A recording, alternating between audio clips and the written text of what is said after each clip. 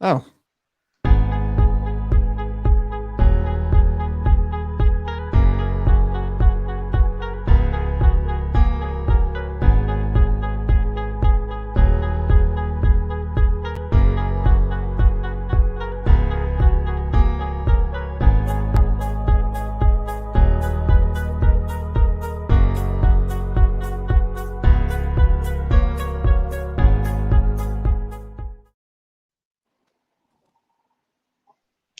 Hi guys, good evening and welcome to the first ever episode of It's All About League One. Tonight on tonight's show we're going to be looking at the results from the weekend, including a couple of shockers. We're going to be focusing on promotion hopes, relegation woes and finishing on looking at the manager of the month. Before we do that, guys, what I'd like to do is I'd like to introduce you to my team. So obviously we start with Joe. Joe's going to tell you a little bit about him and his channel. All right, guys. I'm old Grandpa Joe, not very old, but the name still applies. I'm a Hull City fan. Been a Hull City fan since the day I was born. Hopefully, we are going up. Hey, there we go. Over to Lee. I was just wondering if old Grandpa Joe was going to become older Grandpa Joe as it goes along, and then like ancient Grandpa Joe as it goes on, and then I'm the oldest Grandpa. I've been a grandpa since I've been like, why old Grandpa Joe? I've just got to ask, what's the reasoning behind that, Joe? Why? It's a very old nickname because I'm yeah. Who's got? I'm wiser in my friendship group, let's say. Somebody's got a sound going. I can hear it coming through. Somebody's not on headphones. If you're old, Joe, then that makes me Asian. If you get some earphones in or something like that, then obviously you won't keep hearing yourself repeating yourself. Fantastic. Anyway, do you want me to? Just move over to you, Lee. Support the best team in the world, don't we, Freddie? Blackpool FC. We do indeed. bloody rubbish though. Yesterday. We're good for 80 minutes. That's all I can say. We're a good team. We're a good 80 minutes team. If they just did 80 minutes football, we'd be perfect, wouldn't we, Blackpool? We'd have won this league by now if it just 80 minutes long. But last 10 minutes were absolutely garbage. Consistently bad. Yeah, it's just obviously it's what's costing Blackpool points at the minute. No. It is, yeah, it is.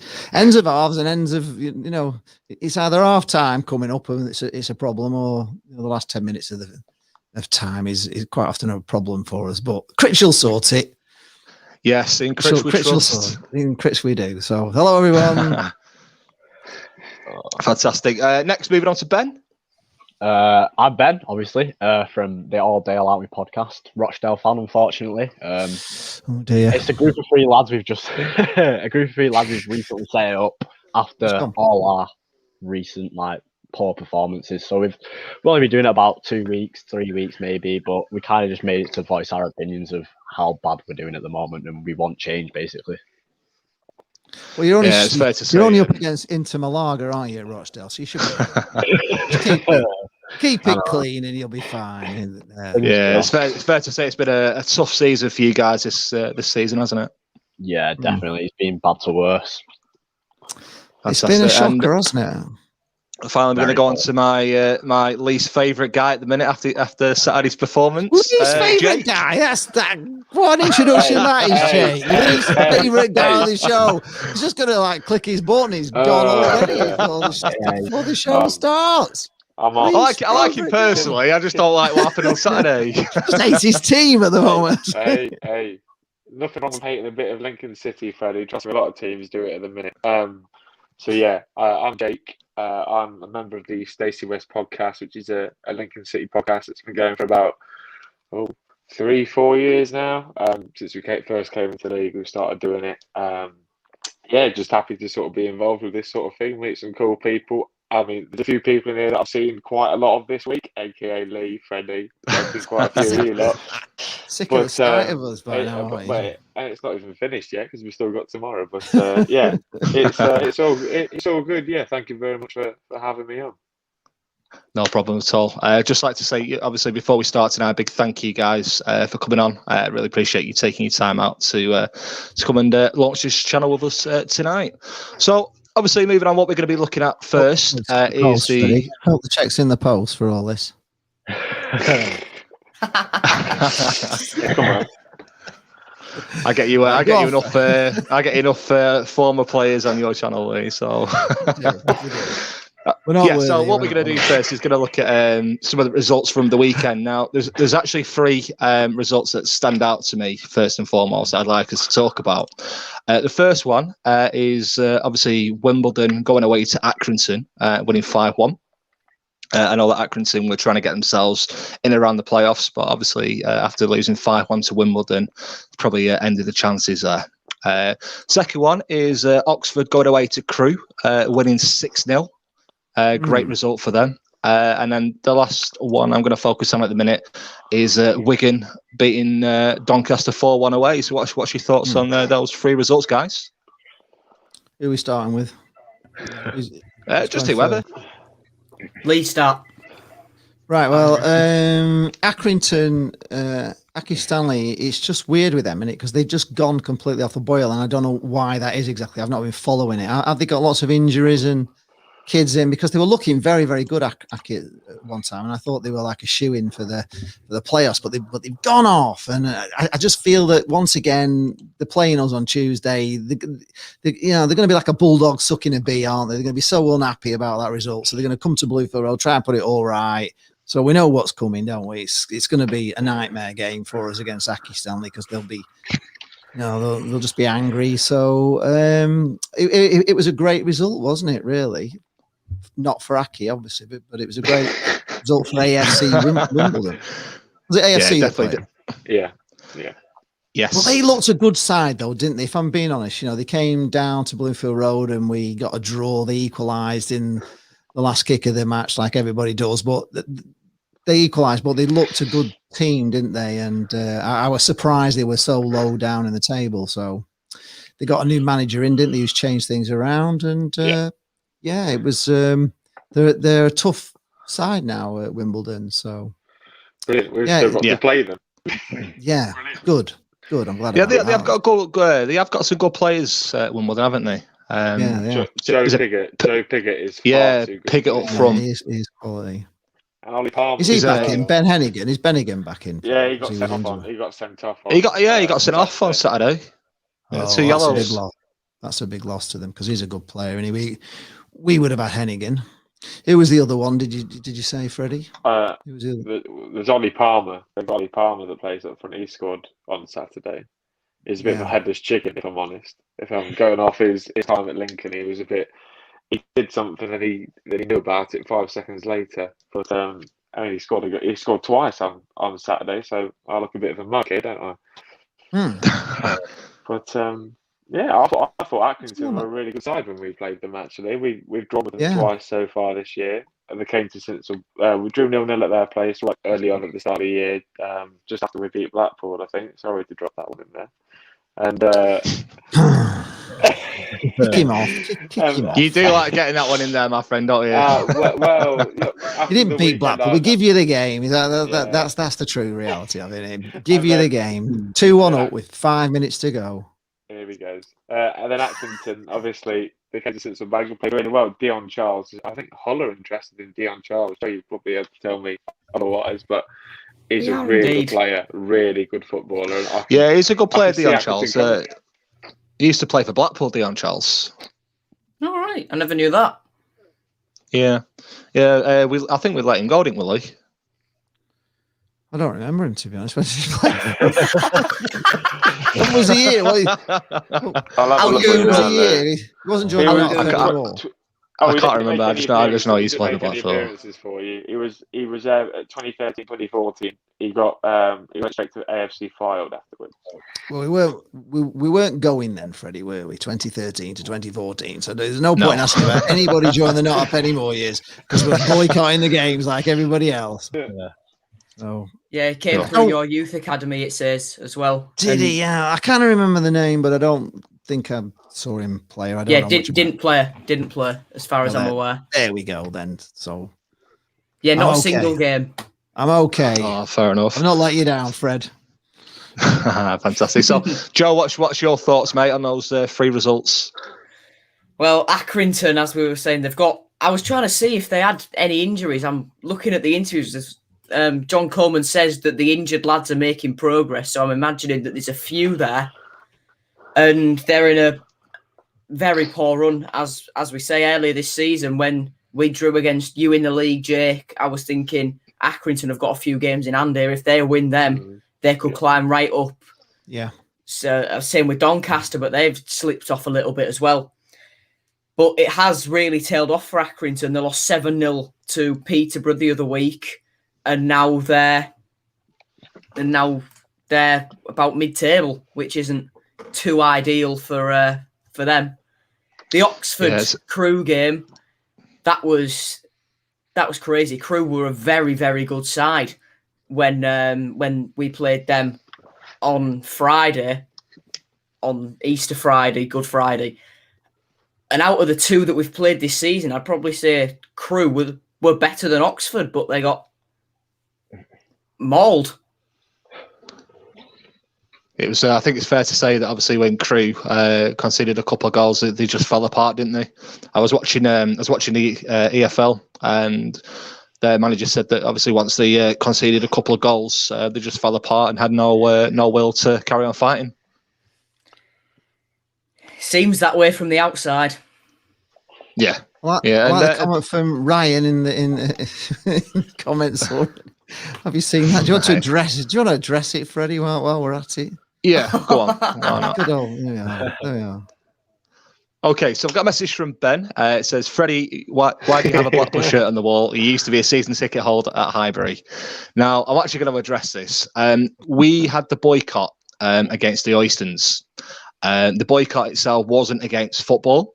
It was against Oyston. Now, I didn't actually have a season ticket at Fleetwood. I had a friend called John, and John actually went to a couple of games, and he said to me, Freddie, I've got a free ticket. Do you want to come? And I thought, do you know what? I really miss football. I really miss going, and you can't be being at a live game having the football in front of you. So I thought, do you know what? Why not? Yeah, I will. I went to a couple of games that season. I will admit, I'm not a Fleetwood fan. You were allowed to. You know, it wasn't against the rules. You were allowed to go to Fleetwood. You were allowed to go to AFC Fylde, just as long as you didn't go and put money into the Oysons coffers. So yeah, lots of Blackpool fans went to. You know, some went to non-league. Some, you know, people like me, they just like fell out of love with football and stuff. Jane went to be a secretary at Chase Town. You know, she went to non-league. She was a match secretary there. So loads of Blackpool fans carried on with football. And but now Blackpool are back. You're back at Blackpool, aren't you? So I am indeed, would say that's the answer why he has, answering your question there, Ryan, why he has a Blackpool shirt behind him is because he's following Blackpool, which is So if I could open up my chest and show you my heart, if I could open up my chest and show you my heart, it's actually got Blackpool tattooed on there. I just want to say as well, that's the answer. I actually that season I actually went to a couple of AFC Fylde games, and I also went to a couple of Man City games. I don't think there's any harm in that, to be fair. So anyway, get back to the question. Those three results. What's your thoughts on them, Ben? Not good. From a Dale point of view, anyway. Wimbledon and Wigan winning. We're about 6 points, I think, off get out the relegation zone now. Like you said, touching on Oxford, fair play to them. 6-0 against Crew. Solid team, Crew. But yeah, fair play for Oxford. Like you said, I think once he'd conceded them 2 goals, Oxford kind of just put it to bed.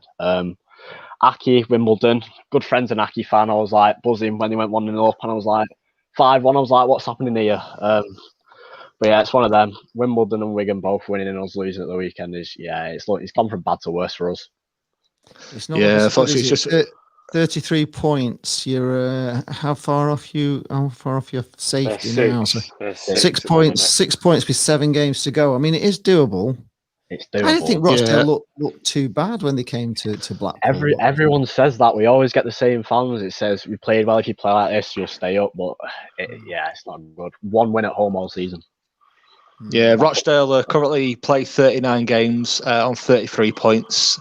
Then you've got in 20th place, you've got AFC Wimbledon, who play 39 games. They're on 39 points.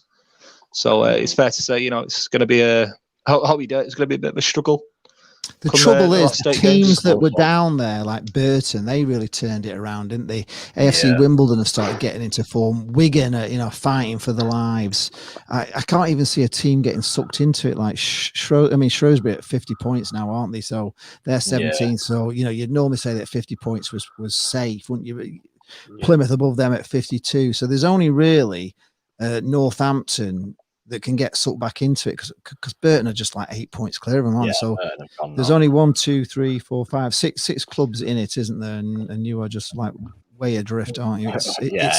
It's not looking good. I've got to admit, it's not looking good on every level. Board problems, manager problems. It's all going wrong. The new owners at Wigan as well have seemed to give them a bit of a morale boost, and then that's obviously been put onto the pitch, which is great for them, not too great for you guys, Ben. Just fighting for your lives.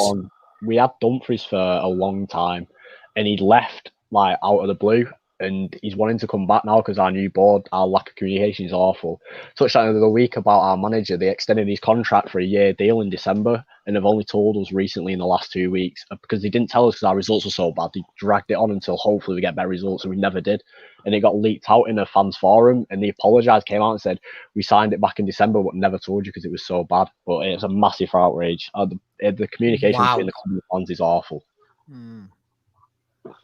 But he was a very popular manager as well, wasn't he, there at Rochdale? He was quite popular. I think we were even looking at him, weren't we, Freddie, at one time? I think Blackpool were rumoured to be trying to get him. So, it's just this kind of like persistence to play the same style of football that we don't have the players for anymore. Like we had Henderson and all Camps has gone to Fleetwood now.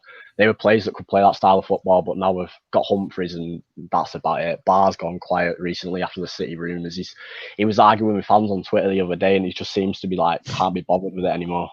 What's the style of football that you were playing, would you say? What's backwards, sideways? We had a game against Southend last season where it was like Pep Guardiola style football. It was slim out of passes, but we don't have the quality of players anymore because of the financial state. They're just not good enough. So we're kind of the creators of our own downfall at the end of it, because we're teams against like you lot against top of the table. We're just not a chance. When we make the mistake, you'll punish us, and that's what's cost us.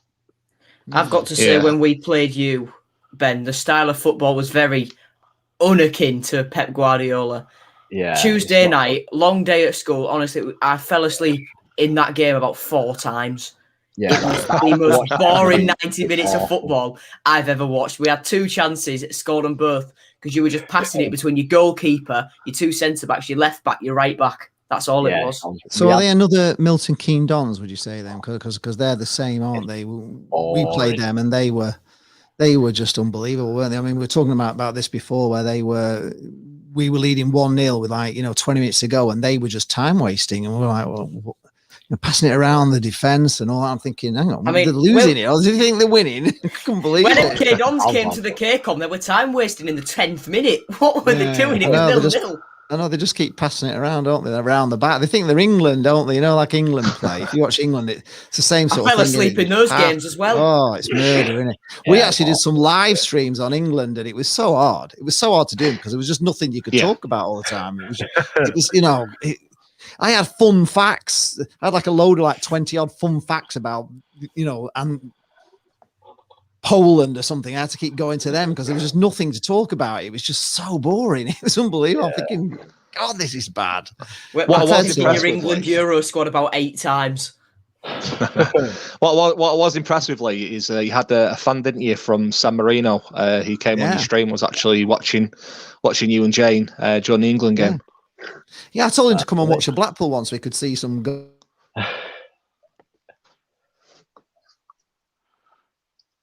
Oh, are we lost you now, Lee?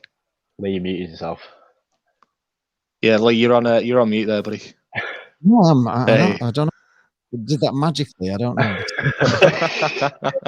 We told him to, to watch Blackpool, and he might see some goals. Because obviously he just wanted one goal. He wanted at least to not get beaten 0 and not to be more than 4. That was it. That was, for him, if they keep it under 4 goals against and score 1, then they've had a fantastic. I thought, blooming, you ought to come and watch Blackpool. At least you'd get a bit of excitement. I hope you watched on Saturday.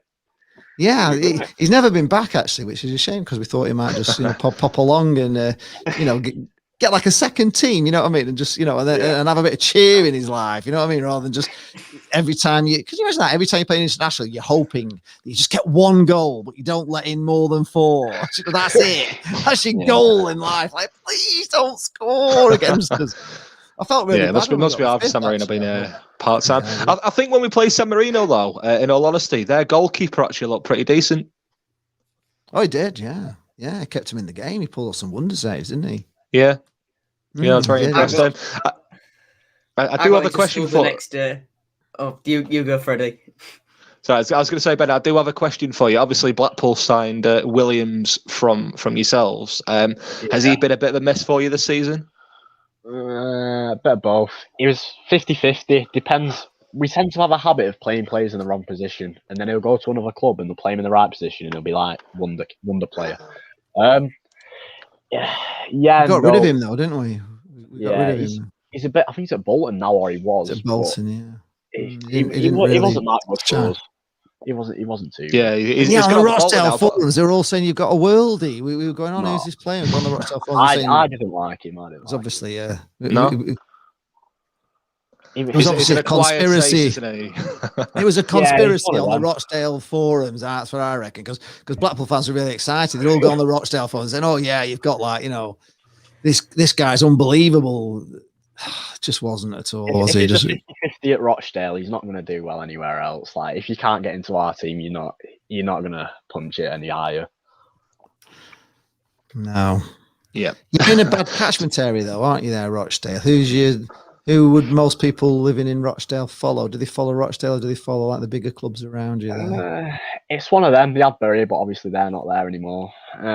Rochdale, Oldham, and then the two big United City, probably about that. Yeah, I'm Bolton way, to be fair, and I'm a Rochdale fan, so it's a pretty big area, to be fair. Yeah, I was going to say you're near Manchester, aren't you? So you're always you're up against United and City, aren't you? Yeah, City, Salford. There's quite a few teams around the Manchester area, isn't there? 100%. Yeah, there is. Yeah. Joe, what I'd like to touch upon, buddy, obviously you guys went away to Plymouth on Saturday and you had a 3-0 result, didn't you? Obviously a very important stay at the top of the table, especially with Peterborough beating Swindon 3-0. Do you want to just tell us, obviously, a little bit about the game, what you thought, what went well for you? I was just going to touch on that, actually. Some brilliant results up the top for us personally at the weekend. We did our job. We beat Plymouth 3-0. Sunderland lost to Charlton. Agent Nigel Adkins doing his job again. Love that man. And Peterborough got the win as well, but we've still got a better goal difference than them. Yeah, I watched the very, very laggy stream because my internet was having an absolute nightmare. It was jumping about all over the place, but I still got an essence as to what the game was like. I was very nervous going into it because Plymouth have an excellent home record, but the second worst away record in the league. And it's that away record that brings them down. I was worried about Luke Jeffcott going into the game, then realised he hasn't scored in 13 before he played us. So that gave me a bit of relief, but I thought it's going to be typical Hull City, isn't it? He's just going to score against us. You know it's going to happen. But we kept him quiet. Keane Lewis Potter grabbed an early goal. That settled a lot of nerves. And then we weren't dominant by any means, but we got the second, we got the third, and then one of our fans ran on the pitch, travelled all the way down from Hull, furthest away day of the season, in lockdown, runs on the pitch, waving a black and amber scarf in the air, runs past Callum Elder, tries to get a selfie with him, then runs back off. There was a fan at the game. Yep. Gosh, that's he came in naked with a scarf. Oh, I thought it might be you, Joe. So, Joe, tell us about the goals. The goals themselves. Were the good goals? Tell us about them. The first one, quick free kick taken. Apoku was still appealing. I've just seen a comment there from Brian. How did he get in the ground? I imagine just poor security. and quite simply jumped a few fences at home park. There's 4 big gaps at each corner of the ground. So I imagine he just ran in one of them. Callum, high five, mate. Run back off. Unbelievable. So yeah, the goals, quick free kick taken by Honeyman, found, I think it was Malik Wilkes who played through Lewis Potter. Beautiful finish. The second goal, very cheeky, Keane Lewis Potter. I think it was Kamara he was pressuring.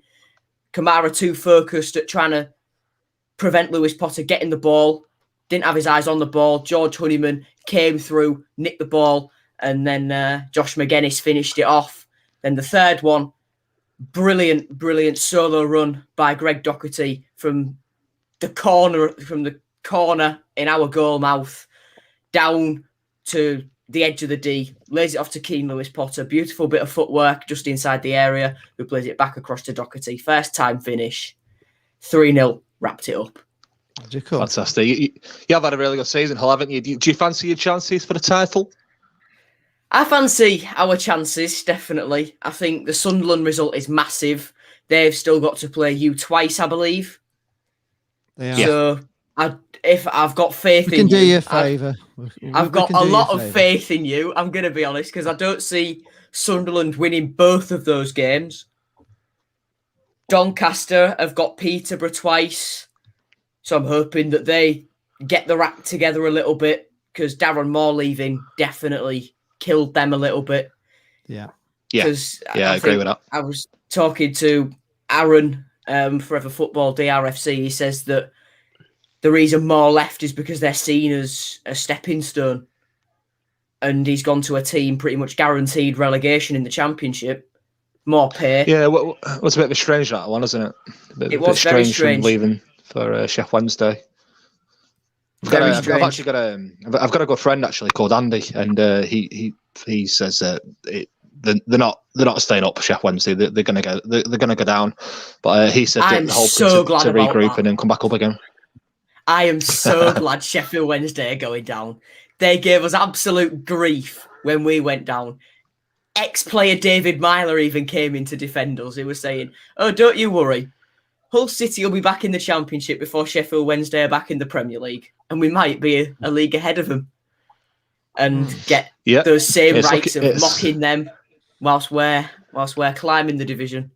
What's the feeling in Hull? What's the feeling in Hull at the moment? Because I did go on your forums when you were obviously getting relegated, because I was doing an interview with Gary Brabbin, and so I started reading all the Hull posts, and they were in meltdown last season, going down. Oh, we were. You hated everything, and we did. It was we so hated bad. Absolutely everything. Yeah, and I just kind of said, I mentioned, you sometimes you can go down and just have a fantastic season, come back up, and it changes everything. You know what I mean? So is that the feeling in Hull at the moment, where you're feeling happy about life at the moment in Hull?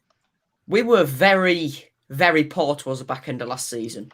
After 26 games, we were 1 point outside the Championship playoffs. But then on deadline day, we lost Jared Bowen, we lost Kamil Grzycki, we lost Marcus Henriksen, who, yes, had been frozen out, but was our captain the season prior. Right. So that's 3 big players leaving. Replaced Bowen and Grzycki inadequately. James Scott came in, got injured in his first training session, cockled over in his ankle. If it weren't for the lockdown, would have missed the remainder of the season. We brought in Marcus Maddison, who was just awful. I think he's gone over to Bolton now alone, hasn't he? Spit the dog there going on here. One question I do like to ask you is, I'm actually a bit of a fan of Magennis. Do you rate him? How's he getting on the season? Last season, it was very much a pair of donkeys up front, Eves and Magennis. Eves scored more goals. Magennis brought more to the team. Okay. But this season, Eves has retracted a little bit. I mean, he played 10 minutes against Northampton and fans were ringing in complaining about him to Radio Humberside. I think that's a little bit far, but, whatever. But Magennis, double figures this season. Him, Malik Wilkes and Keane Lewis Potter have a perfect partnership. First time 3 players have hit 10 plus goals for us in a season since 03-04 when Ben Burgess, I think he used to play for Blackpool, didn't he? He did. Yeah, he did. We had, Ben Burgess, Stuart Elliott, and Danny Allsop all hit double digits. Fantastic, yeah. So I'm actually I'm playing Football Manager at the minute on the laptop, and I signed McGuinness for Blackpool, and he scored 20 goals, and we've got promotion to the Championship. So that's the reason I like him. Yeah, McGuinness, he's such a team player as well. I mean, the other week when we played Northampton, Malik Wilkes, because of all the racism and just abhorrent language going on in football at the minute, Malik Wilkes said, you know what, I'm not going to take the knee because it's more powerful now if everyone is taking the knee and I'm standing, but I don't want to do it. I'm a bit scared to do it alone just because, angry Stella drinkers from Hull and all that. Oh, why is he doing it on his own? Brilliant. So with Hull, so Josh McGuinness said that, said to him, you know what, Malik, I'll do it with you because I completely understand what you mean. And McGuinness said to Radio Humberside, it's all the same. Say, insert club name here doesn't condemns actions of X player here towards X player. And he says it's getting too repetitive and it's more powerful now, in McGuinness's opinion, making the stance and standing than it is kneeling down. I'm just looking at your fixtures there, Joe. You haven't got a game on Tuesday night, have you? But you're actually away. You're at home to Fleetwood on Saturday. Do you fancy your chances? I fancy our chances, yeah. I mean, in this form, unbeaten in, I think it's 10. We can beat anyone. But I'm more focused on the game after that because Sunderland, that's the biggest game we have left of our season. Yeah. Then when we play Lincoln, so I'll be on the edge of my seat for that one, Jake. And then hopefully you can beat them. Then Blackpool plays them twice, and hopefully we can get 6 points from them as well. So yeah, brilliant now, Joe. Just going to move on to Ben. Obviously, we've been talking about Fleetwood. Bit of a not so good result for you guys on Saturday, wasn't there? Obviously, you went to Highbury, one of our neighbours, and unfortunately, you lost 1-0, didn't you? If I led to believe, was it an own goal? It was an own goal. So what's your take? What's your take on the game? How did you lose against Fleetwood? Oh my God! Because it's Rochdale we're talking about. Yeah, same old. We don't like. It's kind of like we've accepted that we're going down now. Players don't care. Don't even remember having a shot or a chance. It was kind of pass it back, sideways, forward, kind of thing. Their goal was a mistake again from one of our players. Passed it straight to him. A cross, forgot who it was, straight into fell to our captain. Didn't know what he was doing. Kind of just went through his legs into our own net. From then on, we just don't have the players. We signed Jack Vale from Blackburn, I think, as striker. He didn't come on until the 80th minute, even though we were 1-0 down. We needed the 3 points. 1 point wasn't good enough. Even when he came on, we just didn't even show anything. It was same old every week. Boring, backwards, sideways football, and looks like we don't care anymore. Question for you here, Ben. Ollie Rathbone, we were close to signing him in the summer, reportedly. What's he been like this season? And also Paul McShane, absolute cult hero at Hull City. What have they both been like this season? Probably two of our best players. McShane will be a big loss, I reckon. He might have 1 more year contract, doubt it. If we go down, Rathbone will go. He's too good for us, best player. Him and Humphries have been our best players this season.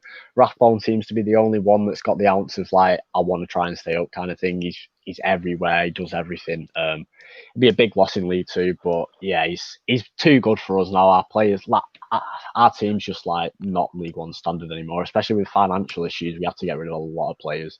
And Rathbone was the only one that managed to stay. But go down, he'll go. He might go to you, but he's a cracking player. Brilliant. I've seen that you've got Swindon, haven't you, on Tuesday? Which that's a bit of a relegation scrap. And do you fancy your chances? I'd say that's our last hope. If we lose that, I think that's us gone.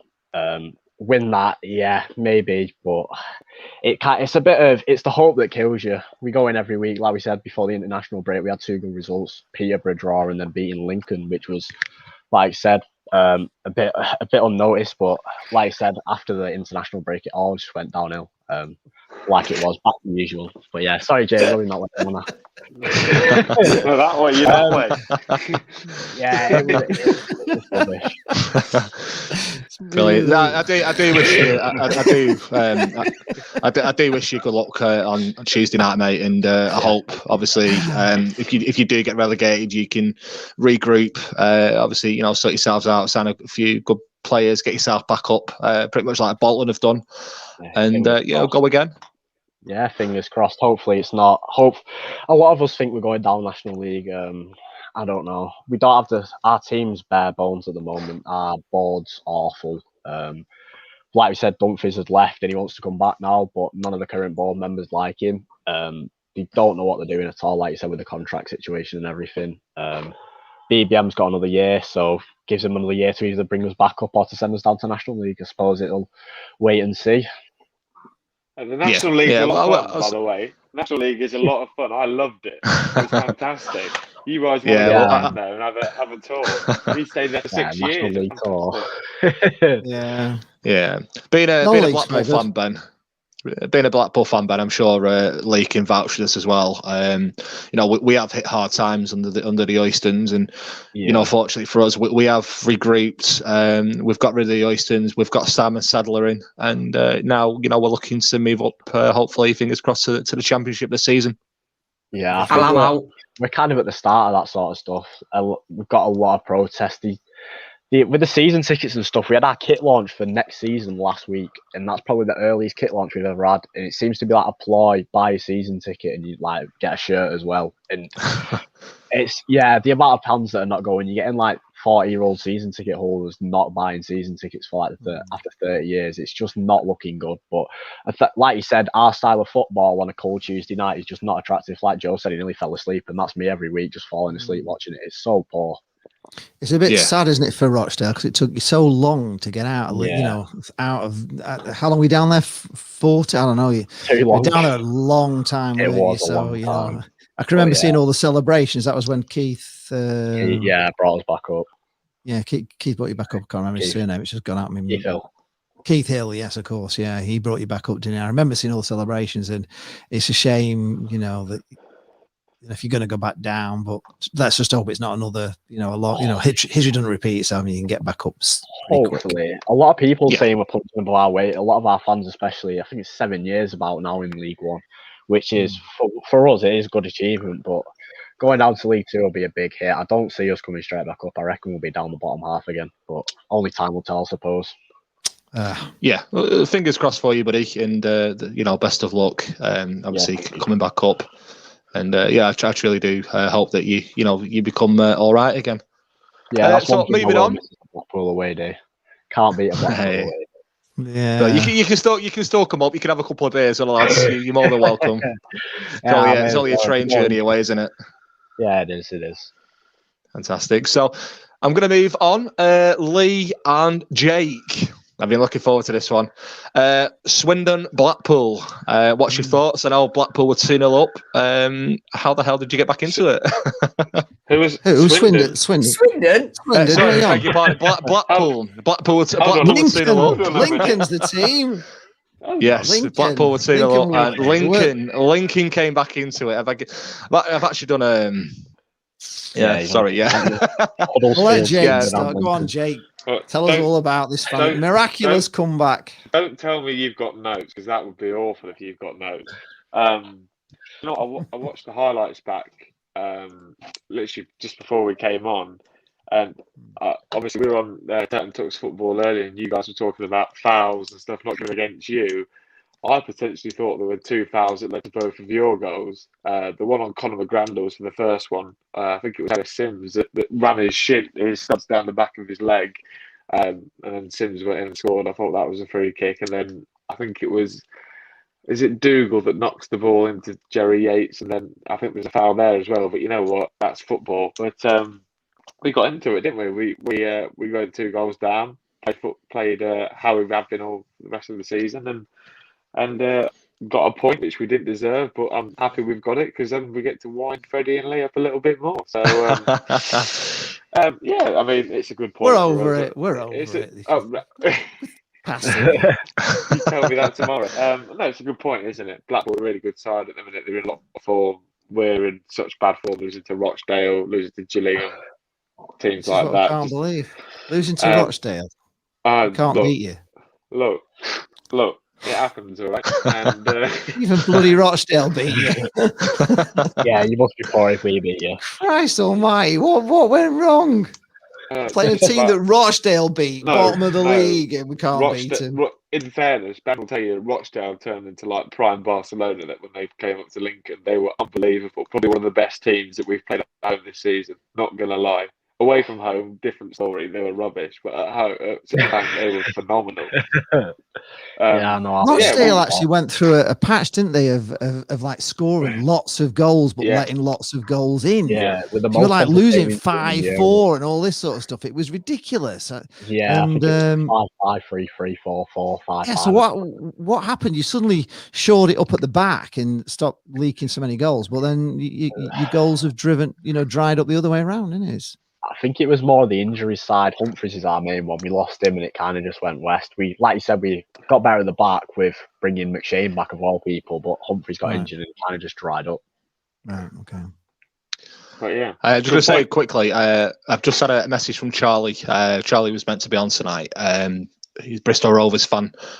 He's just messaged me to apologise, saying his laptop's broke. So that's not a problem. And obviously we'll look to get you on next week's show, mate. You got a phone? I've got. He has indeed. I've got a question for you, Jake. Obviously, you guys are going through. You guys have back to Jake. We through. need to hear more of this wonder. Come on, we need to know how Lincoln masterminded this comeback, because it was pretty good, to be honest. The comeback was amazing. I mean, we've done it against Blackpool before. We've done it against Blackpool before this year. Don't tell me that was you giving us it. Like, you know, we knew Blackpool. I'm trying to talk. Iffy in the last 10 minutes is what you're trying to say. Yeah. You know, we said earlier, didn't we, that it's not. You were talking about the referees and how there were this was missed. But at the end of the day, the players, they didn't do the job. Jerry Yates gets in the way of some shot. You miss opportunity after opportunity. Sims struck the post in the first half. You had about 4 or 5, could have been multiple goals up, and then we had 2 chances. Well, we had a few more than that, but we had 2 chances towards the end of the game when we knew we could get back into it, and we took them and we got a point. But yeah, it was every credit. That's the thing, isn't it? If Blackpool were 2-0 down with 10 minutes to go, you'd be celebrating just as much as I am, rubbing it in my face. So it was a good point as far as we're concerned. We're more than happy, and if we beat MK Dons, that sort of makes it a really good week. So hopefully it's our season back on track now. We just don't want Ipswich sneaking in the playoffs. Agreed. Because we can never beat them. It's like we just can't beat Ipswich. I mean, we've never won in the entire history of Blackpool. We have never won at Ipswich ever. Never won. So we don't want them. Table ends the way it is. Can we all agree on but then again, we've never won at Lincoln either. Table finishes. I've always I've been asked a few times. I actually fancy if both teams can get there, a Blackpool Lincoln final at Wembley. No, I don't think so. We're rubbish in the playoffs. No? I first went and watched Lincoln in a playoff final against Southend, and we lost 2-0. We got to the playoffs the year after, and we got beat 5-3 by Bournemouth. So we're rubbish in the playoffs. I went down to Exeter when they beat us 3-0 there in League Two.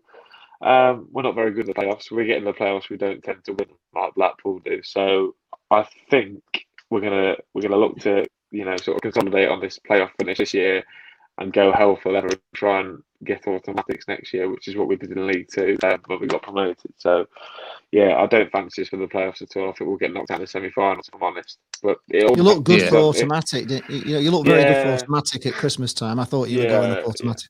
Yeah, so did I. Just unfortunate with injuries, really. Yeah, I mean, if we get the players back, like George Grand Prix Cup, come up, then there's a potential chance that we could go up. But I don't think we're ready for the Championship. If we're honest, we ain't got the squad for it at this minute. Like Hull do and like Peterborough do. So, if we got up, we'll be straight back down, which I'm hoping Hull do as well. But I don't think we're ready. I think another year in League One's not going to do us any harm. Yeah, I personally think though, you're talking about us maybe going straight back down if we go up. I think our squad and everything around the club is better than what we had last season. Because if we go up, there's a winning mentality. And last season we had players that at the very end, we'd won about, I think it was 2 games since the turn of the year. So we had players who just didn't want to be here. There was plenty of players who thought they were too big for the club. They were slumpy. They were down in tools. But now we've got every single player who's here wants to be here and is eyeing up a starting spot. And if injuries occur, we've got capable backup. So I think that we'd stand a better chance staying up with this squad than we would with a squad that we had at the end of last season. Because if we'd have kept Bowen to the end of the season, I still think we'd have slipped down a little bit. Then if we'd have lost him in the summer, we would have had, with that, a similar squad to what we had last season, on record, no doubt about it, the worst Championship season of all time. I'm interested to hear the Blackpool point of view, actually. Come on, lads, let's... go on, Lee. I'm just going to get the snacks out. Just give me a minute. The Blackpool... Popcorn out, mate. The Blackpool opinion on what, sorry, we're talking about now? On the game against Lincoln, On the bottle job. We were shit. Shit at the end. Plain and simple. We went from real... What did we go from? Inter Milan to Inter Malaga. There you go. That in 10 minutes, didn't we? We were unbelievable for 80 minutes. Yeah. And then we went from Brazil to Burton. we did. We were just garbage. For the last 10 minutes, we just threw it away. But the only thing I can think of is it's a master plan by Critch to keep Lincoln in the playoffs, keep Ipswich out of the playoffs. So we get Lincoln and we can smash them in the playoffs because they're useless. We know this. You can't play in the playoffs. So it's all part of the grand scheme of everything that let you win. Am I right in thinking in the playoffs, 3rd play 6th and 4th play 5th? Yes. So if things stay as they are, Sunderland play Lincoln and Blackpool play Portsmouth if things stay as they are. That's fine. Yeah, we can cock that up yet, though. We could end up falling down a bit with, it's Blackpool. You never know. We'll move ourselves around so we get Lincoln. Yes, that's the thing. That's what we're aiming for. I was actually saying earlier on. Lincoln. Might not even end up in the playoffs yet. If we keep defending like we do in the last 10 minutes, we're not going anywhere. We won't be in the bloody playoffs. Let's be honest. We defend like that. I was saying in the earlier stream, lads, that when Blackpool went 2-0 up, Critch had this master plan to let Lincoln score 2 goals to equalise. So hopefully we can get Lincoln in the playoff final. And obviously with Lincoln having a history in the playoffs like they do, we can beat them there. So I actually thought it was a great master plan by genius. Mr. Critchley. Tactically genius. Absolute genius. Who'd have thought that coming from Blackpool? Hey, Jurgen Klopp's coached him well. It's all in the master plan. I think for Blackpool, I think for Blackpool first half in the game. Ellis Sims, the lad that we've got on loan from Everton, he had a fantastic game. He was a bit of a menace, and you guys really struggled to deal with him. I know at half time, your manager Michael Appleton, he actually changed your 2 centre backs, didn't he? Yeah. In order to try and nullify his play, and it worked because you didn't score. Yeah, again. it did. Superb. Yeah. Well, he would have scored. He would have scored. He got that Jerry Yates defending on the line for you. He's going in. He just hit Yates. I mean, unbelievable. Beats everybody. Turns him inside out. And there's Jerry Yates playing defence for Lincoln. Unbelievable. We're actually having a little bit of a laugh in Lee's review after the game, and I said that... We weren't having a laugh. I wasn't laughing. There was no laughing coming from me at all, trust me. You were, yeah. You were laughing at me at my stream. Arthur Lincoln's been on it laughing at me.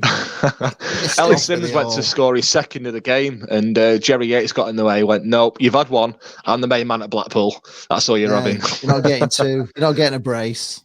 Piss off. Piss off, Ellis." Brilliant. So other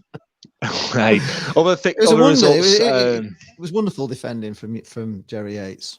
Yeah. One other player I also noticed, Jake, is Skelly. Scully. Yeah, Scully. Scully. He had a bit of a good game second half, didn't he? Yeah, we signed him just over a year ago now from West Ham. He was scoring for fun in the Premier League too, and it was about time that he probably got called into the West Ham team, and we took a chance on him. He was very raw last year, and played in the game that we beat you at Central Bank at the start of the year as well. You do like getting that in there, don't you, mate? Well, this week I do. But no, yeah, but he's the problem is for Scully, we don't see him as an actual number 9. He plays behind Tom Hopper in that sort of sense. We push him out on the wings where you've got Brennan Johnson and Morgan Rogers. Well, Morgan Rogers plays for probably the best football team in the country at Manchester City, and Brennan Johnson is a fully Welsh international who's going to go and play for Forest in the Championship next year. So he's a bit unlucky in that sense. So he's had to sort of get used to coming off the bench and impacting games that way. And well, if I said he didn't impact the game on Saturday, I'd be lying to you a little bit, because he took the goal really well. I don't know what Maxwell was doing, fluffing at it, sort of parrying it here, there, and everywhere, straight to him. And I thought it was close. I didn't think he was close to getting to that strike. I think he was just a bit unlucky.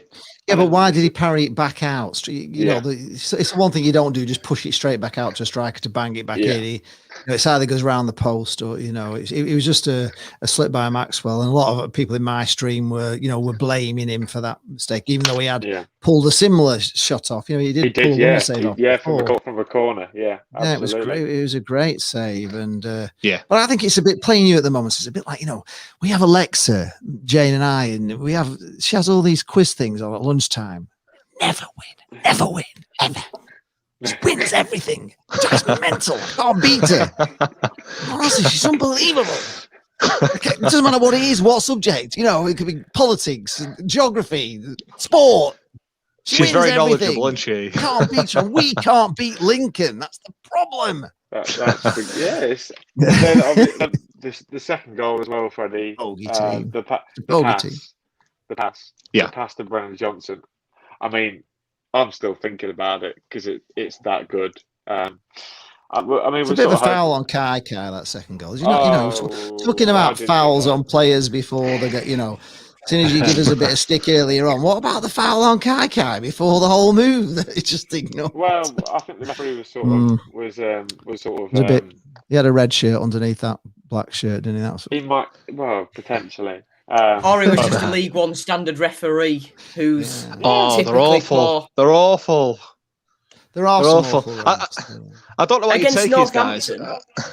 Against Northampton, we had about 4 clear penalties, all of which were waved on. Yeah, I did see that. Yeah, I was going to say, lads, I don't know what your take is on League One referees, but 9 times out of 10, they seem to be awful. I mean, if I was reffing if I was a ref in League One, surely you'd have aspirations to one day referee in the Premier League.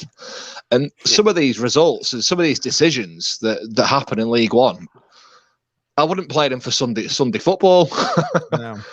I think it's the same thing as what we say about players. We have players at League One, and they're all, all the players at League One, they're in League One for a reason generally, and there's normally some little flaw, there's some problem with them. They're not the creme, the creme de la creme. You get what you get, and we're all in this market of buying these players that aren't the best. They're not Premier League players. Not many of them are anyway, and some of them may go on to it in the end. But I think it's the same with referees. They're just not Premier League referees, and they're not at that level, so they're flawed. They're down there for a reason. If they were great referees, they wouldn't be refereeing League One. They'd be in the Premier League. So, some of them will be up and coming referees and everything else. But you do have to take the fact that they're not top referees. They're not professional, are they? They're not professional referees either. No, so I don't they're know not. how you can have non-professional referees refereeing professional footballers. I think it's mad. I think it's crazy. Yeah.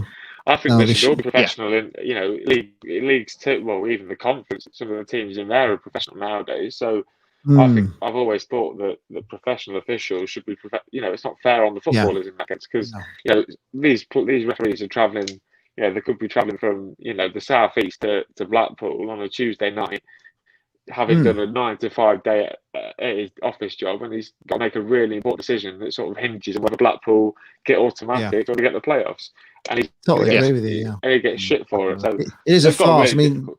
we're not non-league, are we? We are football league clubs, but Yeah. maybe they just can't afford referee. I don't know. There's so many clubs struggling with money that maybe they can't afford to have professional referees. But it's definitely something they should look at because, sometimes you get like a cup game. You get a cup run, and you play a decent team, and you get a Premier League ref, and you can tell the difference. Straight away you can tell the difference. I mean, even Championship to Premier League a few years ago, we had Mark Clattenburg referee our game at home against Burnley. You could tell the difference from a standard Championship referee. He's amazing, Clattenburg. Even just the way Clattenburg was positioned, even just the way he was positioning himself, like to get a view of the box, the corner, the goalkeeper. Yeah. Still got the linesman in shot for a corner. It was massive. I mean, the fit as well. We played. I can't think who it was now. Was it Charlton away? It might have been Charlton away. And the referee came on. Jane said, "Oh, he looks like he's got, his shirt's too tight. He was all bulging over his pants and everything. He had a ref shirt on that obviously was fitting before COVID, and he put a few pounds on, and he was really struggling. And then we've had two linesmen, haven't we, at Bloomfield Road? They've had to be, the fourth officials had to swap in because they've had injuries. One pulled like an hamstring, and one did his calf or something, and we had to wait for them to be changed over because they're just not fit. They're all binging on Netflix. Yeah. We had Mike Dean when the season we won League Two. We had Mike Dean refereeing Lincolnshire Derby between us and Grimsby. We were at the ground. It was marvellous. It was from around the show. He sent really good. He sent Kieran off, but it was amazing. It was just fantastic to watch a referee at that properly referee. Yeah, absolutely, no Trevor against Kettle, Gillingham. Really? Against Gillingham when we played them, Steve Evans and who's his assistant called? Paul Rayner. That's it. They someone who I've worked with in the past. I've worked with him on a project that's coming out in the week on my YouTube. He's journalist for Varvel, Hull City, and he's sat at the top of the West Stand. And Steve Evans and Paul Rayner, he said, were the most annoying, loudest, most. Is petulant the right word? Yeah.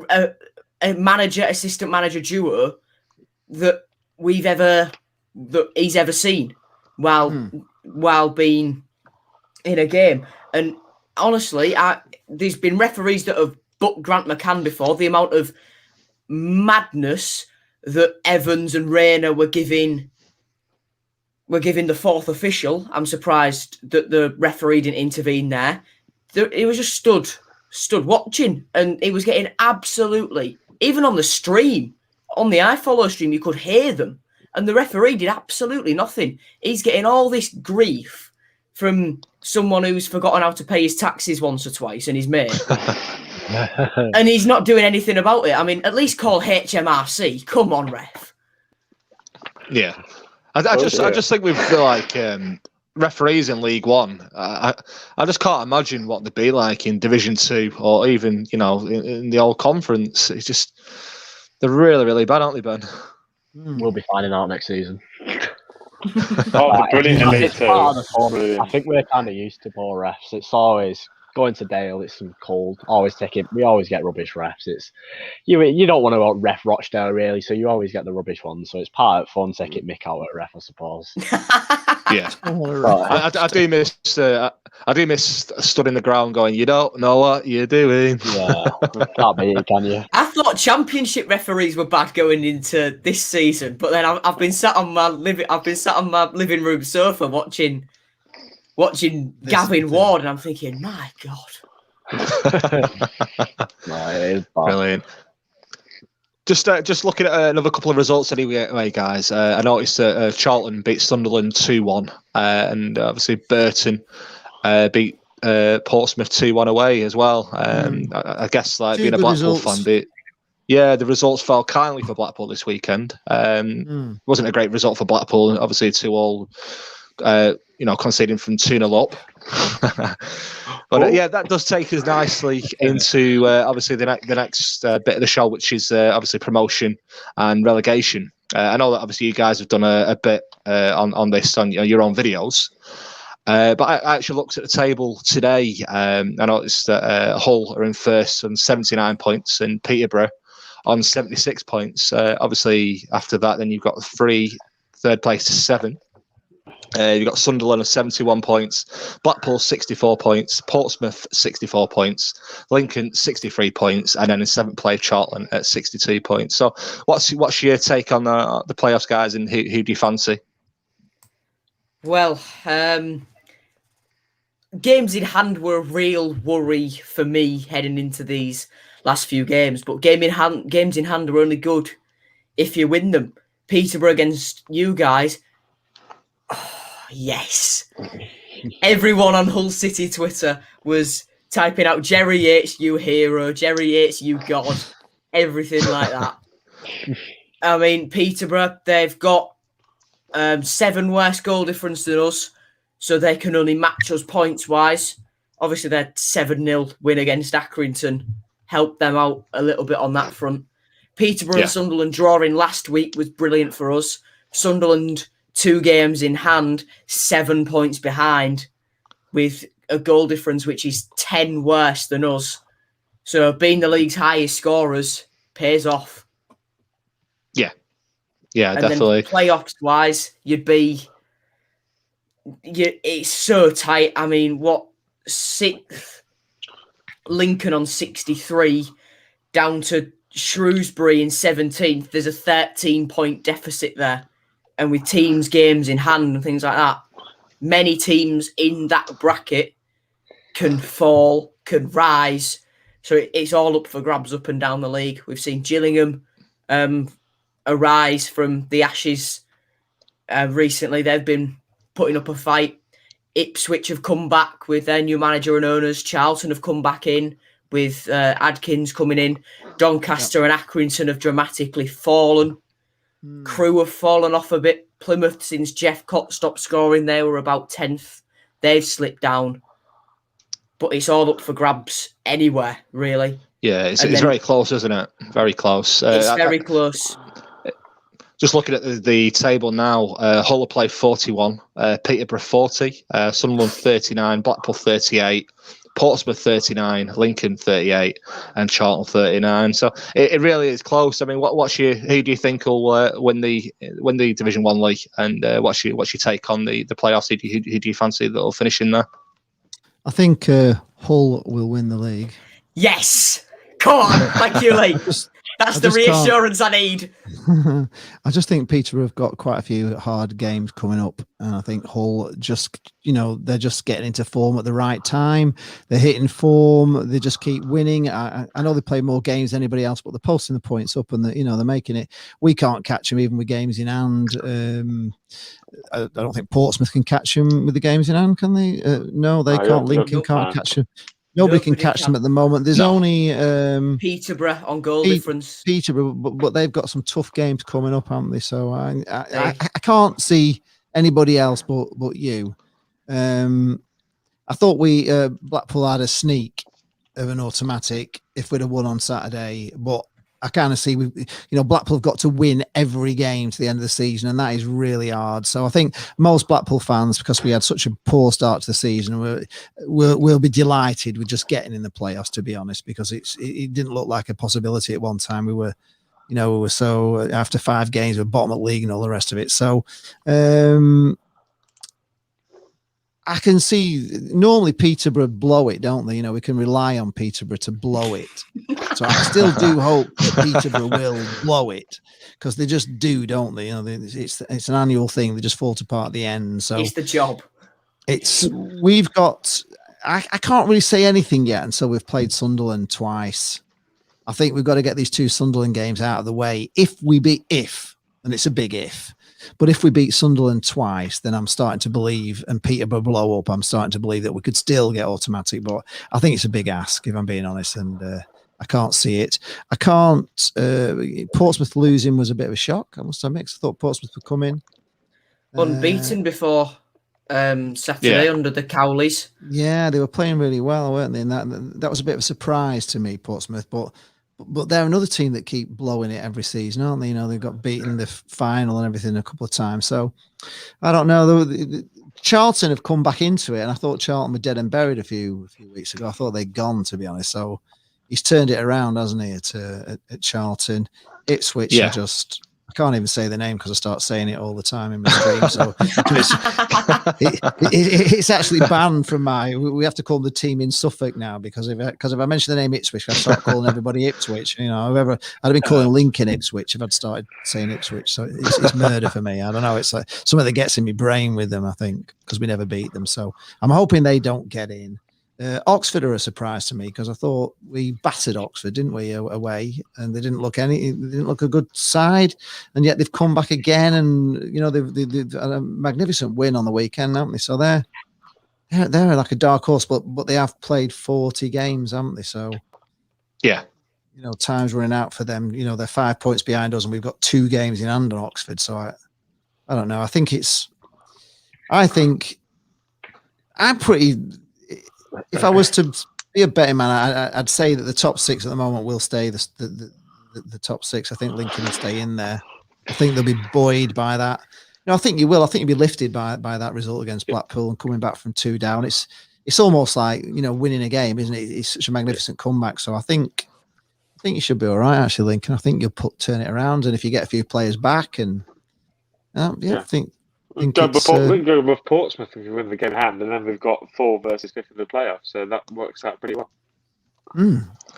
Yeah. Can I just say as well to further Hull City stock? We're getting all of our injured players back now. We've had John Flores, who played in the Europa League earlier this season. He's recently come back. So is Sean McLaughlin, one of our backup centre halves. We're getting Richie Smallwood back from injury and Reece Burke back, 2 crucial players for us. Smallwood, the captain. Max Clark and Brandon Fleming coming back, 2 quite versatile players who can slot in the midfield or either full back.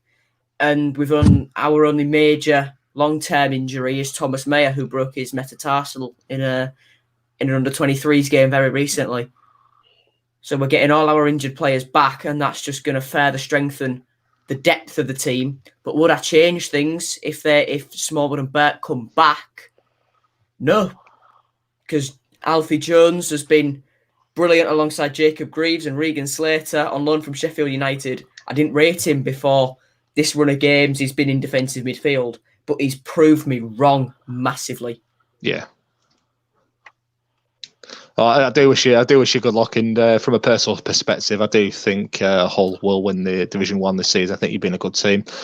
Just touching upon what Lee said there, Jake. Obviously, the result against Blackpool on Saturday. Do you feel that'll give you confidence for the final few games? And also, obviously, you guys, your players have been through a bit of COVID. How do you fancy your chances to finish in the playoffs come the end of the season? I think it's equally the fact that we got a really good result against a good side, and also the fact that we've got a lot of our injured players sort of making their way back into the first.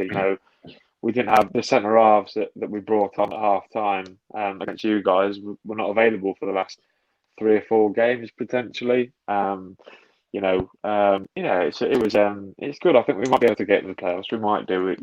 It's so tight, isn't it? That there's about. Let me have a look at the league table. There's probably about 5 teams probably going for 3 playoff spots. So you'd like to fancy your chances, and if we can get, I keep saying this all the time, if we can get Grant, Hopper, Bridcut back in the team, then you'd like to think we can probably beat almost anybody in the league.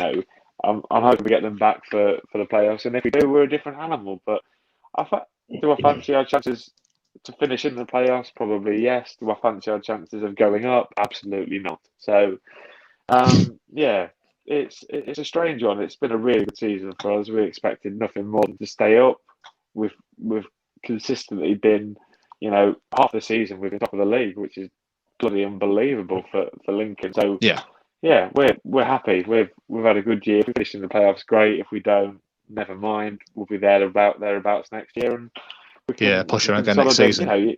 Exactly. We were in the conference 5 years ago. We were here for a laugh, and that's what we're having. So, and a few beers. Well, I'm on the tee actually. So, brilliant. And obviously, with you guys playing Blackpool on Saturday, do you feel that Blackpool have got enough to finish in the playoffs? Maybe go up. Yeah, absolutely. The thing is, the thing that's with Blackpool at the minute is momentum. It's so big in football these days. Especially from a Lincoln point of view, we've had momentum for the last 5 years. It's been fantastic, and I've seen what it can do for us. And you guys are 14 unbeaten at the minute, so that's the ideal form you want to be going into a short-based tournament. So. Yeah, I mean, Blackpool, they're a good side, don't they? They've got some good players. You score goals, you can clearly defend very well. 35 goals conceded in 38 games is a really good record to have. So, I'm sure as you guys will sort of back me up and say on their day, Blackpool will beat anybody in this league. If you'd played Hull, you might even have beaten them. But yeah, Blackpool are a good side. They're a really good side. One of the best teams we played this year, that's for sure. Brilliant. Bar the last 20 minutes of both games. Yeah, there's a fear in Blackpool that we could just, miss out. If we're going to have a great run, we could just miss out on automatic, and that can have an effect on you. It can have an effect. You're often better just sneaking in rather than being up there. And if we do continue winning and winning and winning, we could end up as the third place team, and it could all come down to the last game of the. The worst case scenario would be we'd have to beat Bristol Rovers on the last game of the season and flipping lose to Bristol Rovers. It could happen. I wish I hadn't said it now, because I probably cursed it. But that is the fear, of Blackpool fans, that we have been on a great run, and that are we just going to miss out on automatic and it affect us? So we don't know. But again, we're happy to be in at the moment. So saying that, Lee, do you not feel that Blackpool have got a manager in Neil Critchley that will be able to keep the players level-headed? So even if that does happen, obviously, won't be any touch of arrogance or anything like that. And if we do finish in third place, Critchley has enough about him and his team to keep Blackpool going into the playoffs. He's absolutely, honestly, Neil Critchley's fantastic for 80 minutes. He is the manager that I dream of. He's an 80-minute manager, but I don't know what they do in training about the last 10 minutes of games, because it's our Achilles heel, and he needs to sort that out. If he can sort that out, we've got a damn good chance, because we are Jake will have seen it. We are a good team, and sometimes I'm actually amazed at how well we are. We are playing. When we're playing well, we're really, really good. But then the last 10 minutes were really, really bad. So who knows? Time will tell. Definitely. Ben, just looking at obviously the other side of the table, from 19th place to 24th, it does seem to be very tight. I know Northampton are on 19th at the minute, 40 points. AFC Wimbledon 20th on 39 points. Wigan 21st on 38 points. Bristol Rovers 22nd on 38 points. Swindon on 37 points, and then obviously yourselves on 33 points. So, how do you think the relegation will finish? Who do you think will go down? And obviously, what do you think of Rochdale's chances to try and get a little bit of run together in the last few games and try and stay up? I think Rochdale might be pushing for a playoff spot. In all honesty, I think we've got. it. No, Swindon and Wimbledon are big games coming up. Win them, it's going to be one of them. Joey T season, last game of the season. But in reality, I reckon Swindon will go down, and then the last two places, I would have said Wigan, but then them winning at the weekend. It's a funny one. It's still all to play for, I suppose. Even if we beat Swindon this week, we're only 1 point behind them then, with still a game in hand. So we're technically not out of it, but with our form and our home form, it's just we go into every game just hoping not to get battered or not for it to be the same old boring football. Especially on the Fleetwood game, it looks like we've given up. The players are just can't be bothered. Humphries is out, no strikers. We can't score goals. It's kind of one of them, just hoping that we can hold on for that odd for like the rest of the game. Like I say, we've got Blackpool soon. Hopefully, we can hold on to the 80th minute and maybe beat you 1-0. We never know, but you never know. Like it. Save it till the last 10 minutes, Rochdale. If you can keep it 0-0, you've got a chance against Blackpool. But you know, all of us have probably been in teams where you're going down or you're at the bottom of the league, and when you're down there, for whatever reason it is, things just don't go your way. Yeah. You know, it can just be, you know, you score an own goal, you know, your defender trips on the ball at the wrong time and they punish you. And there's all those sort of things that go against you when you're sort of at the bottom of the league, which don't go against you when you're at the top of the league. You know, you get. We had it last season. Everything goes wrong after lockdown. I think in like 4 of our last 9, we conceded within the first 4 minutes. How do you expect to win games when you let in a goal in in the majority of the games, you're letting a goal in within the first 5 minutes? It just doesn't make sense. And we lost 8-0. The other thing as well is when you're bottom of the league, the teams that you're playing are coming to beat you. They're not coming to like defend and get you on the break. They're coming, they're thinking, right, breeze Rochdale away. We're just going to go at them. And, you know, and you get that mentality of team coming where every team you play, you're thinking, oh my God, you know, how good are these teams in League One? Because they're all coming to smash you. You know, they're coming for the 3 points. They're not seeing you as our home record. Like that's the worst thing you can have is now is it's not like we're losing the odd games. It's the fact that we've won 1 home game all season. Like you said, you come to Rochdale, but oh yes, Rochdale away. Easy 3 points. Yeah, let's just go. Word. But it's not good. We've had like the last few seasons, we're always down there. I think last season we stayed up by about 4 minutes on the average points per game. I think it was against Tranmere. If we would have conceded, we would have gone down and they would have stayed up. But it's just one of them. We're always down there, but this is the lowest we've been. The worst you've been, yeah. That game against AFC Wimbledon is huge. Like I know on the 27th of April away at AFC Wimbledon, that's massive. That could make or break. Yeah, could make or break the season, really, couldn't it? But yeah, it's one of them. Like you said, we're there. We can beat like 5-0 against Wigan and 5-0 against Plymouth, and then beating you. But yeah, on the day we can get the results, but it just seems to never be our day. Yeah. What do you think, Jake? Who do you fancy for the relegation, mate? Oh, it's tight, isn't it?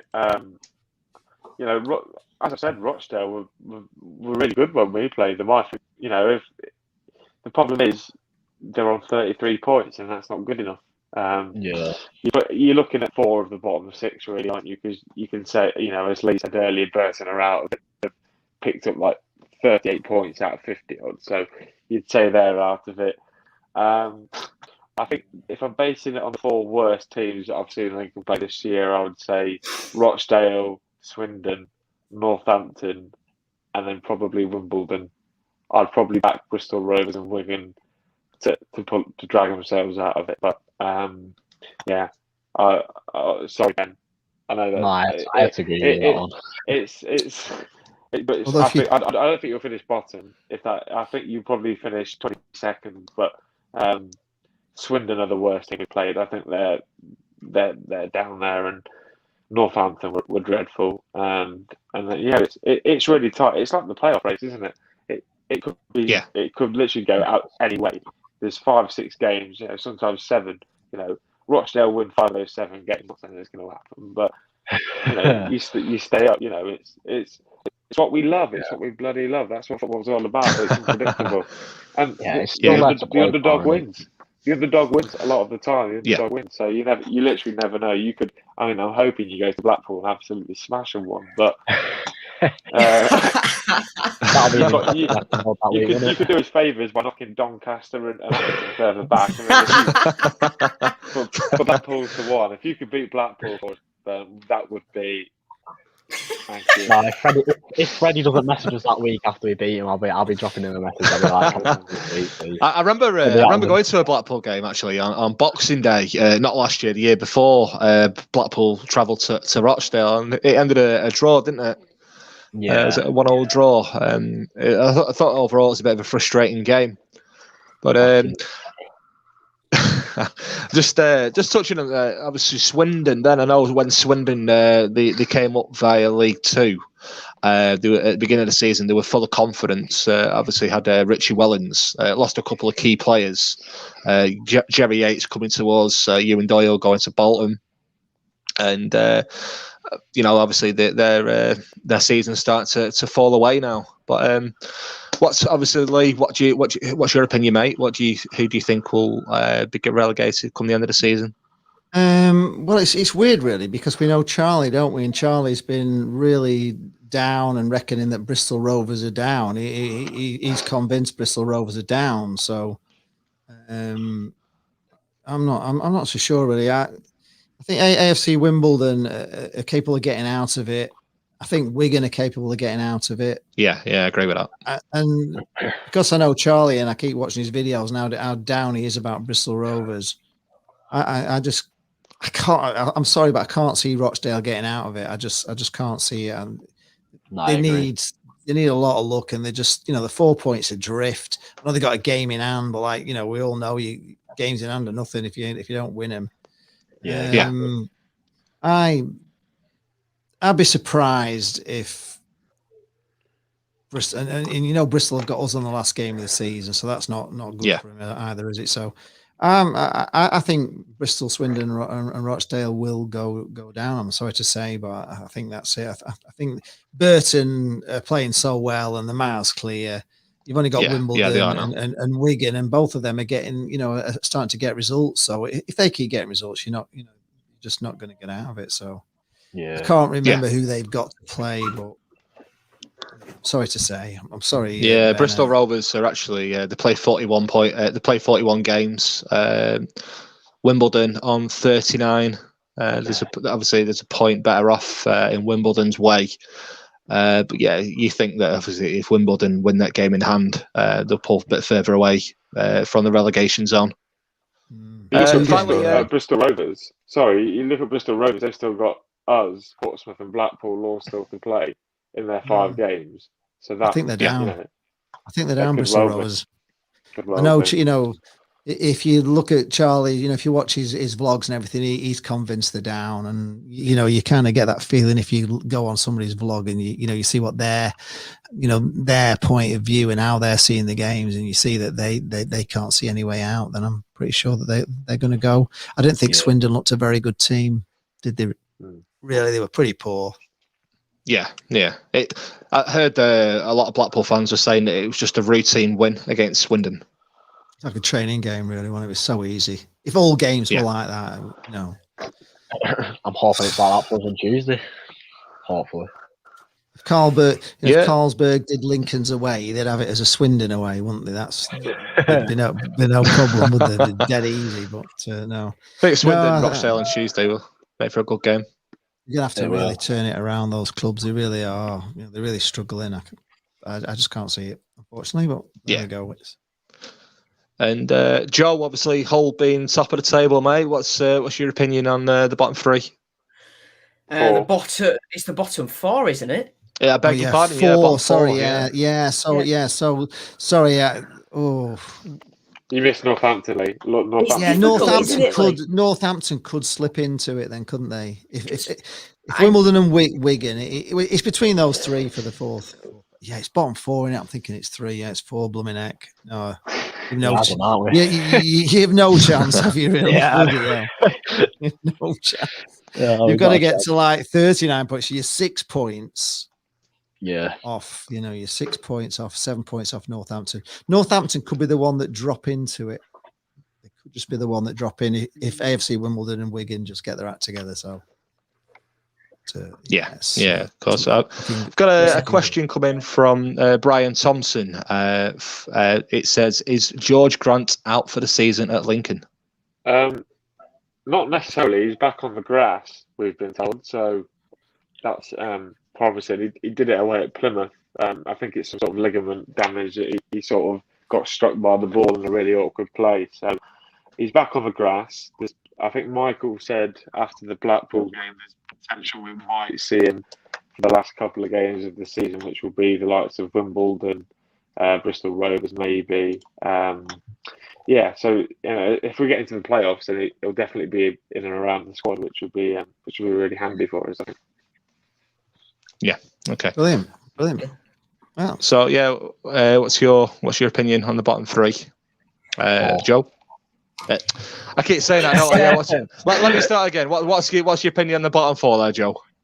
On the four, I'm in agreement with Lee that Bristol Rovers are down. As he said, when Charlie's down, I know a couple of Bristol Rovers fans as well. They're all very down. I don't think Joey Barton's going to have enough to keep them in the division. Swindon again, I think, are down, and I think for Ben, I'm just confirming the inevitable. Really, Yeah. that we're all in agreement that Rochdale are heading down as well. And then that fourth spot, Shrewsbury, I don't see getting sucked into it. They've got games in hand, and they're not too far off Plymouth. Obviously, they've had the difficulties with Steve Cottrell being in and out of hospital this season, which has probably meant them being a little bit further down than they would like. Burton as well, I think they're safe. Jimmy Floyd Hasselbank coming in. All the new January signings has made an absolute world of difference for them. So for that fourth and final relegation spot, it does leave Northampton, Wimbledon, and Lincoln. Wigan, as we've said, upward. Jake's Jake had an article. Wait, what? Did I just say Lincoln? Yeah. I'll go with that, Joe. Good lad. We've all done it. My word. Go on, Joe. So, Northampton, Wimbledon, and Wigan. I'm unsubscribing to Joe. Fantastic. So I've got my violin here ready for Ben. Should we give him a quick? Yeah. Hold on. It's a little one. Look. No, it's really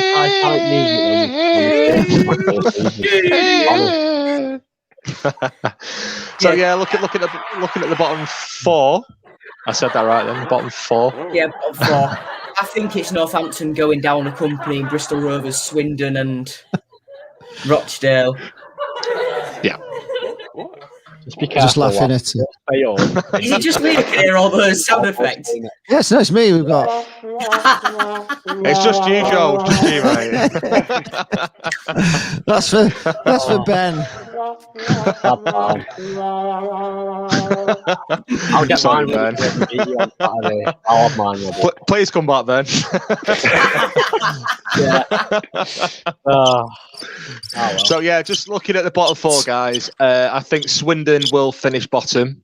I am sorry, Ben. I think you'll finish 23rd. I think Bristol Rovers will finish 22nd. I do think Wigan, after beating Doncaster on Saturday, that'll give them a bit of confidence for the final few games. I think they'll just do it on the last day, stay up. For me, I think Northampton will finish in 21st place. I just don't think they've got enough to stay up, unfortunately. So yeah, that concludes the promotion relegation. One thing I'd just like to look at quickly before we go, guys, is Manager of the Month. I know Steve Evans, Gillingham. He was awarded the Manager of the Month, but just looking at the contenders, guys. Obviously, I just said then Steve Evans from Gillingham. He gained 17 points, 16 goals, including a 3-0 win at Lincoln. Sorry, Jake. Simon Grayson at Fleetwood gained 13 points. Moving on, you got Lee Johnson at Sunderland. He gained 16 points from 6 unbeaten games. And finally, I'm sure this will make Joe happy, Grant McCann at Hull City on 14 points. Just before I ask for your opinions, guys, being a Blackpool fan, maybe a little bit biased, but I was surprised not to see Neil Critchley in there, to be fair. I think Blackpool have been playing some awesome football with unbeaten in 2 months, and I think not include him in the Manager of the Month nominees is very harsh on him, We don't want it. We don't want it, Freddie. We don't want it. It's a curse. You know it is. Yeah. You don't want manager of the month, so stuff him. I'd rather have Neil Critchley for the manager of the season. To be fair, yeah. Manager of the month. It's just a tag, you don't. It's just something. I've seen it loads of times. Manager of the month, and then you lose. So no, I don't want it for Critch. So I'm quite happy they've not included him. Brilliant. So just quickly, guys, before we go, what's your opinion on Steve Evans from Gillingham getting manager of the month? No. He'll eat it. We'll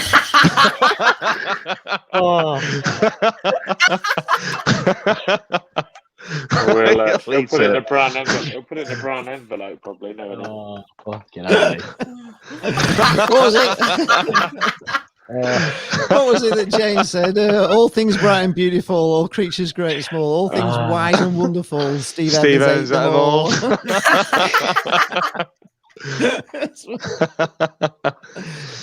Yeah. So are we in agreement? Do you think Steve Evans was rightly named manager of the month? No. How can you have Blackpool are actually top of the League One form table, aren't they?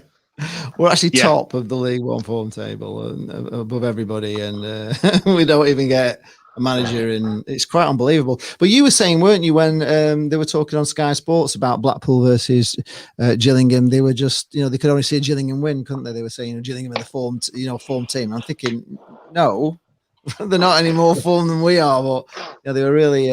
So I don't know why, but.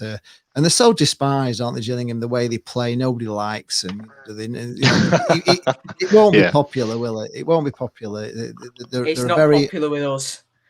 All our fans absolutely despise them. I think you're the same, aren't you, Jay? You don't like them at Lincoln, do you, Gillingham? Well, obviously he drove Boston United into the ground, so we sort of, they're not really a rival of ours. We sort of look after them, so. It's disappointing what he did them, because they were relegated 2 divisions straight out of the Football League. So because of Steve Evans, over budgeting, and then he went to Mansfield, so he killed his reputation anyway. So strange one, boy. I think when we played Gillingham at home, obviously not Saturday, the game before that, that was actually one of the best games of the season for Blackpool. We're playing some really good football recently, but I think against Gillingham from the start to finish, we were just different class. We really took our game to the next level in that game. I thought we were absolutely brilliant, and it was really nice to know that Steve Evans had a loss. I'm not going to hide it. I don't like him. No, it was a very strange decision. Yeah, just looking at Simon Grayson, I just don't see how Simon Grayson got in ahead of Neil Critchley. I know that obviously there's a curse, but for Simon Grayson to get in ahead of Neil Critchley is just, I think it's just a bit ludicrous. I think part of the criteria was you had to beat Lincoln that month. Grayson did it. Grayson did it, so to be fair. It's all based on that, isn't it? Yes, of course. Yeah.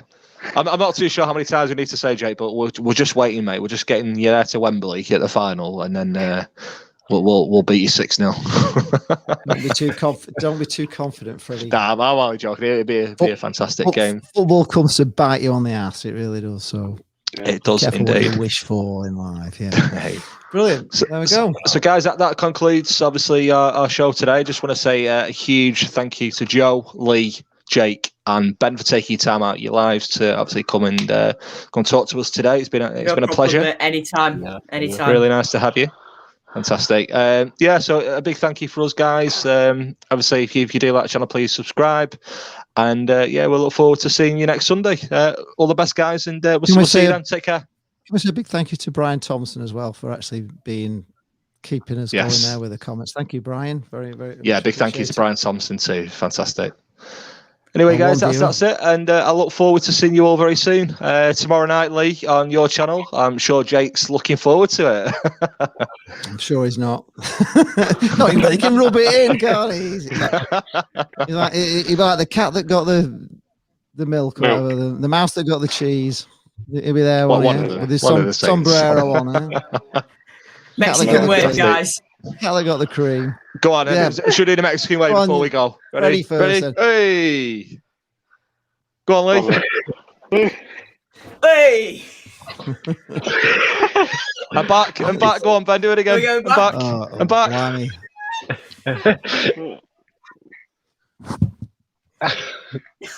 Right, Hey. There we go, guys. Good night. God bless. And we'll see you next time. Take care, guys. See you Good later, night. guys. See you later, guys. Thank you. Bye. Bye. Bye.